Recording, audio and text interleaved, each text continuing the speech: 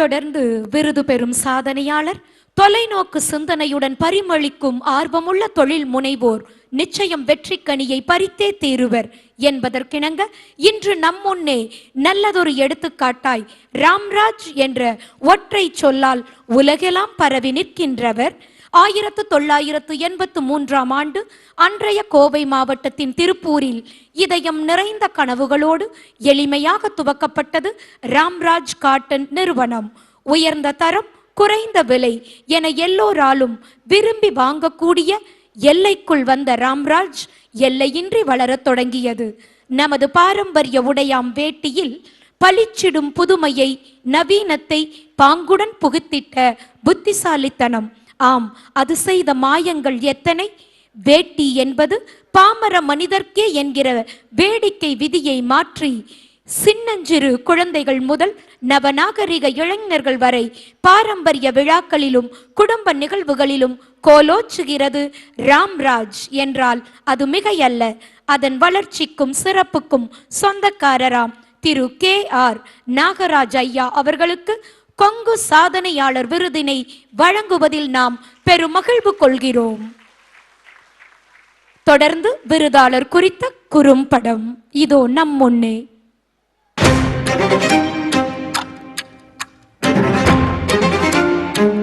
வியாபார நோக்கம் இல்லாமல் நெசவாளருடைய வாழ்வாதாரம் உயரணுங்கிற நோக்கத்தோடையுமே இந்த வேட்டி கையில் எடுத்த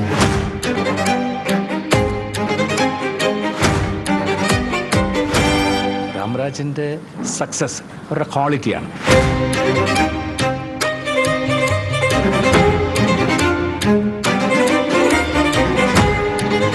வேட்டி கட்டிட்டு போறவங்க சாதாரண நாடு இல்லை, அவங்களும் பெரிய தொழிலதிபர்னு அவங்க புரிய வைக்கணும்னு நினைச்சார்.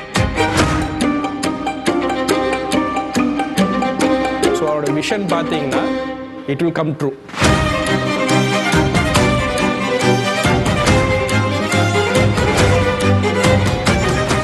Ramraj is the real white.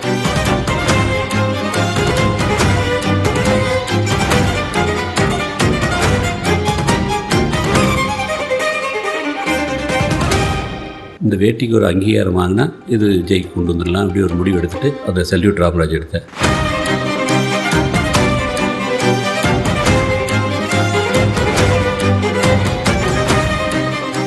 உலகத்தில் இருக்கக்கூடிய அத்தனை கோடிக்கணக்கான மக்களையுமே நம்முடைய இந்திய கலாச்சாரம் இந்த வேட்டியை கட்ட வைக்கிறது என்னுடைய நோக்கம். வேட்டியை நான் வணிக பொருளாக பார்க்கல, நம்முடைய கல்ச்சராக பார்க்குறேன். நான்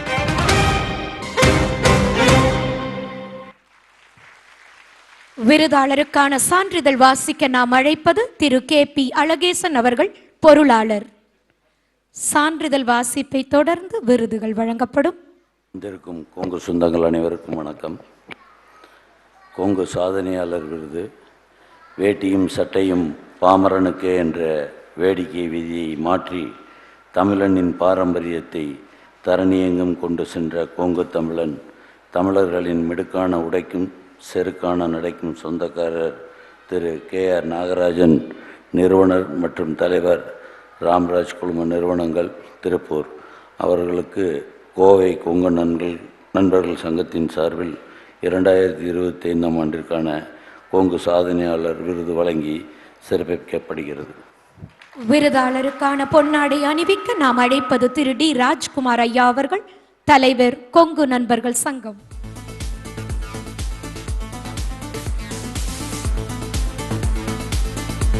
விருதாளருக்கு சான்றிதழ் வழங்கப்படுகிறது. தொடர்ந்து விருதோடு நினைவு பரிசும் திரு KP ராமசாமி ஐயா அவர்களின் கரங்களோடு இணைந்து சான்றோர் பெருமக்கள் விருதினை வழங்கிக் கொண்டிருக்கிறார்கள்.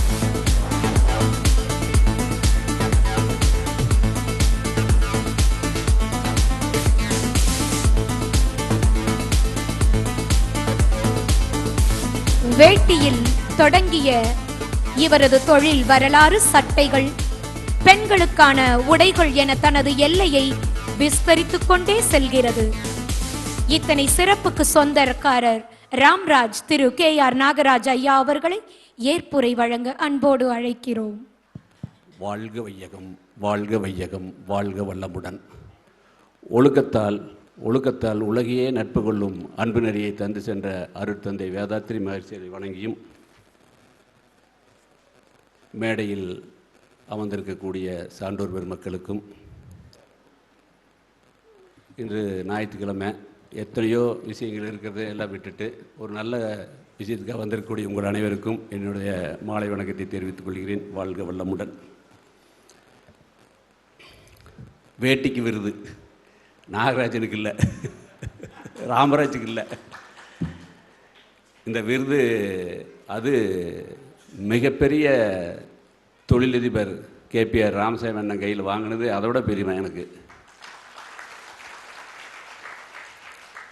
ஏன்னா இந்தியாவுக்கு டாட்டா ஒருத்தர் தான், ஆனால் தமிழ்நாட்டுக்கு இன்றைக்கி டாட்டா ஆறுனா கேபிஆர் தான்.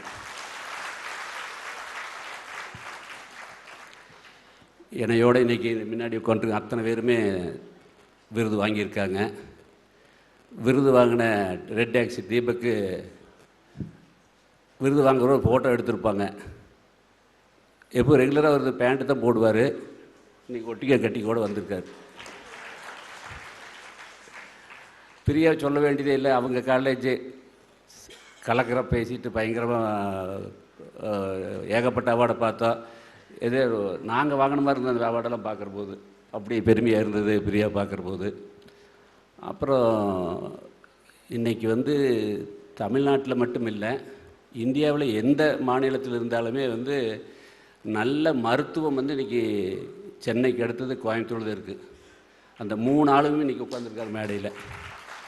ராயல் கேரு, கேஎம்சிஹெச், ஜெம்மு 3மே நம்ம கொங்கு சமுதாயத்தை சேர்ந்தவங்க தான் இன்றைக்கி 3 பேர் உட்காந்துருக்காங்க.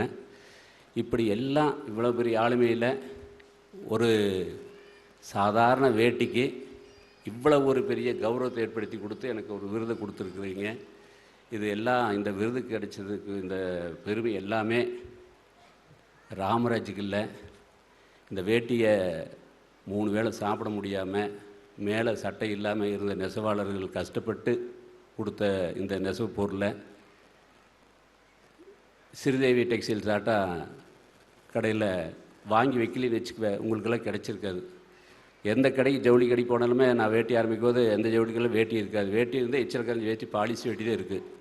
கதர் வேட்டி வேணால் சர்வதேச சங்கத்தான் போகணும். எந்த ஜவுளி கடையிலும் வேட்டி கிடையாது.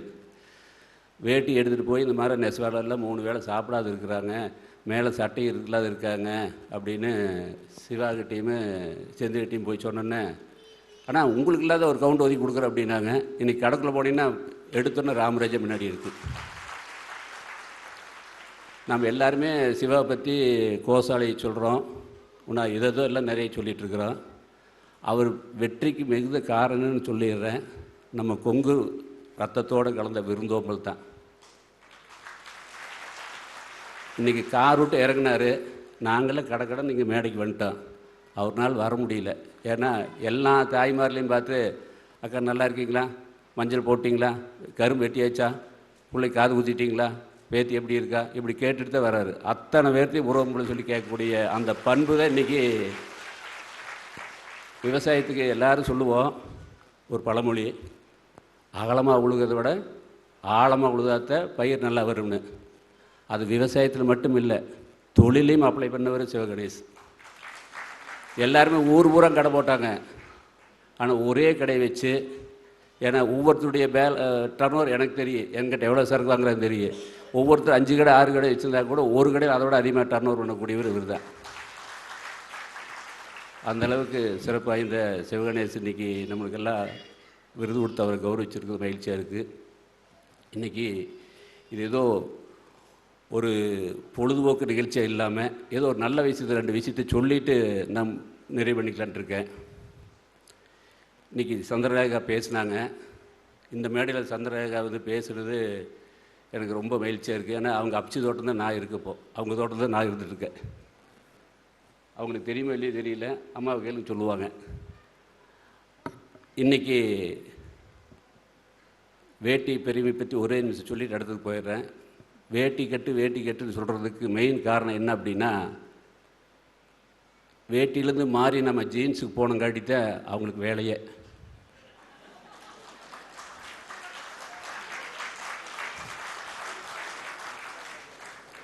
நாங்கள் ஜீன்ஸ் போட்டால் போடாது இருக்க முடியாது. ஆனால் நீங்கள் இருக்கிறனால அவங்க நான் ஜீன்ஸே போட்டுருக்கிறவங்களுக்கு எடுத்து அந்த ஹாஸ்பிட்டல் அவங்க எச்சா பண்ணிகிட்டே இருக்கிறாங்க. சரி, நாம் மலடாயிட்டோம், சந்திரராக இருக்காங்க, பார்த்து ஏதோ ஒரு குழந்தைய கொடுத்துருவாங்க, ஒன்றும் பிரச்சனை இல்லை. மண் மலடாயிட்டா இன்றைக்கி மண் நம்ம நாட்டில் நம்ம எல்லாமே வேளாளர்கள், நம்ம முன்னோர்கள் எல்லாமே இந்த மண்ணை நம்பி தான் இருந்தாங்க. இன்றைக்கி இந்த மண் மலடாயாச்சு. 4% நுண்ணுயிர் இருந்தால் தான் மண்ணில் எந்த செடி போட்டால் வரும். இன்றைக்கி 0.04 தான் மண்ணில் இன்றைக்கி நுண்ணுயிர் இருக்குது. இன்றைக்கி எல்லாம் மண் மலடாயிடுச்சு. தொண்டாமுத்தூரில் இருக்கக்கூடிய ஜக்கி வாசே மண் காப்போன்னு பெரிய அமைப்பு உலகம் முழுவதும் பண்ணார். அதுக்கு தீர்வு சொல்ல முடியல. அதுக்கு தீர்வு இன்றைக்கி வந்திருக்காங்க. வனம் இண்டியா ஃபவுண்டேஷன்லேருந்து ஸ்கை சுந்தரராஜ் வந்திருக்காங்க, பாலண்ணா வந்திருக்காங்க. இங்கே மேலே போட்டிருக்காங்க, விவசாயிகளுக்கு 3 மடங்கு வியாபாரம் பண்ணி கொடுக்குறது, லாபம் பண்ணி கொடுக்குறதுக்கு தென்னீராவை இன்றைக்கி கோவிட்லேருந்து கண்டுபிடிச்சி இன்றைக்கி மிகப்பெரிய அளவுக்கு மார்க்கெட் பண்ணிகிட்ருக்குறோம். விவசாயிகளுக்கு 3 மடங்கு லாபம். எத்தனை பேருக்கு தெரியும் தெரியல. தென்னீரை என்னன்னே நிறைய பேர் தெரியாது. இப்போ நம்ம கொங்கு வியாபாரம் இல்லையே, தெலுவுக்கு முன்னத்து ஸ்டேஜே தென்னீரா. இன்றைக்கி அதை எடுத்து பதப்படுத்தி எந்த விதமான கெமிக்கலும் போடாமல் ப்ரிசர்வேட்டிவ் இல்லாமல் இன்றைக்கி மக்களுக்கு கொடுத்துட்ருக்குறாங்க. இன்றைக்கி அந்த கம்பெனி நஷ்டத்தை தான் ஓடிட்டுருக்கு.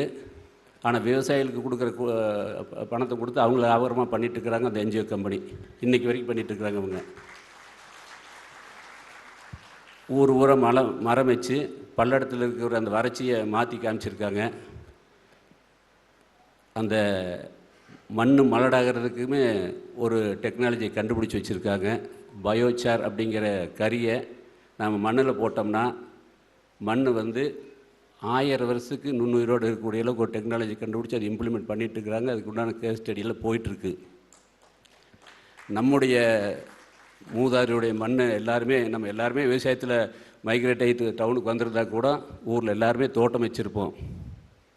அதையெல்லாம் ஒரு நுண்ணுயிர்கள்லேருந்து நல்ல மண்ணாக மாற்றுறதுக்கு வனம் இண்டியா ஃபவுண்டேஷன்லேருந்து வந்திருக்காங்க.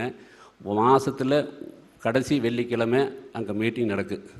யாருக்கெல்லாம் வாய்ப்பு இருக்குதோ அங்கே வந்தீங்கன்னா நம்முடைய விவசாயத்தை மறுபடியும் திருப்பி கொண்டு வந்து, ஏன்னா இன்றைக்கி 2025 2050 நம்ம அரிசி கிடைக்காது, ஹாஸ்பிட்டல் போய் மாத்திரை வாங்கி சாப்பிடணும். அந்த சூழ்நிலைக்கு வரப்போகிறோம். அதை மாற்றுறதுக்கு நம்முடைய பூமி பழையபடி நம்ம முன்னோர்கள் கொடுத்துட்ட பூமி அடுத்த நிலைமைக்கு நம்ம கொடுத்துட்டு போகணும்னா அதை மலடு இல்லாமல் நல்ல வளமாக மாற்றக்கூடிய அளவுக்கு முன்ன சொல்யூஷன் இருந்தால் இன்றைக்கி சொல்யூஷன் வந்தாச்சு. நாம் எல்லாருமே சேர்ந்து அந்த வனம் இண்டியா ஃபவுண்டேஷன் சேர்ந்து மண்ணை மலடுத்தன்மை நீக்கி வளம் முழுவதாக மாற்றுவோம் என்று கூறி, எனக்கு இந்த வேட்டிக்கு விருது வழங்கிய கொங்கு நண்பர்களுடைய சங்க தலைவர் மாம ராஜ்குமார், பொருளாளர் அழகேசன், செயலாளர் சுப்பு, நந்தகுமார் அண்ணா, இவங்கெல்லாம் எனக்காக இந்த பத்திரிக்கை எடுத்துகிட்டு அவ்வளோ தூரம் வந்தாங்க, திருப்பூர் வந்தாங்க பத்திரிக்கை கொடுக்கறதுக்கு. அவ்வளவு ஒரு முக்கியத்துவம் கொடுத்து இதுக்கு ஒரு அங்கீகாரத்தை கொடுத்ததுக்கு அவருக்கு மீண்டும் ஒரு முறை என் நன்றியை தெரிவித்துக் கொள்கிறேன். வாழ்க வளமுடன், வாழ்க வளமுடன். தான் பெற்ற விருது கூட நாகராஜுக்கு இல்லை, அது ராம்ராஜ் வேட்டிக்கு என்று விட்டு கொடுத்த மாமனிதர் தொழில் அதிபராக மட்டுமல்ல, இப்புவி காக்கும் இனிய மனிதராகவும் தன் கருத்தை பகிர்ந்த அவரது வெற்றி பயணம் தொடரட்டும். அதற்கு நமது மனமார்ந்த வாழ்த்துக்கள்.